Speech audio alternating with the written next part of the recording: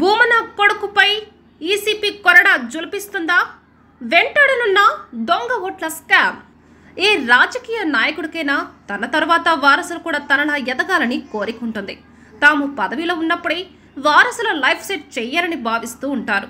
ఇదే ఆలోచనతో తన కుమారుడిని ఎన్నికల్లో పోటీ చేయించి ఎమ్మెల్యేను చేయాలని టీటీడీ సొమ్మును ఇష్టారాజ్యంగా వాడేసుకుంటున్న భూమన కరుణాకర్ రెడ్డికి గట్టి షాక్ తగిలే అవకాశాలు కనిపిస్తున్నాయి. ఎన్నికల్లో పోటీ చేయకుండా ఈసీ నిషేధించే పరిస్థితి ఏర్పడుతుంది. దీనికి కారణం ఎంపీ ఎన్నికల సమయంలో జరిగిన దొంగ ఓట్ల స్కామే. తిరుపతిలో లోక్సభ ఉప ఎన్నికల సమయంలో రిటర్నింగ్ ఆఫీసర్లను ఏమార్చి వారి పేర్లతో 30,000 ఓటర్ కార్డులను డౌన్లోడ్ చేశారు.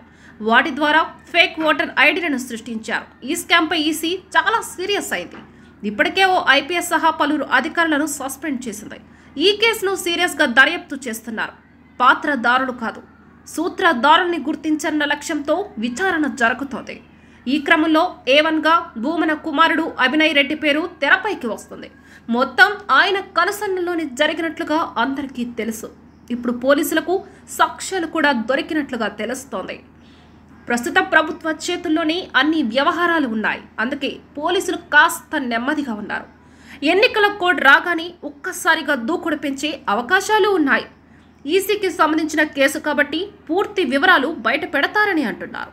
ఎన్నికల్లో పోటీకి సిద్ధమవుతున్న భూమన అభినయ్ రెడ్డిని అరెస్టు చేసే అవకాశాలు ఉంటాయని, ఆయనపై అనర్హత చర్యలు తీసుకునే అంశాన్ని కూడా కొట్టి పరేయలేం.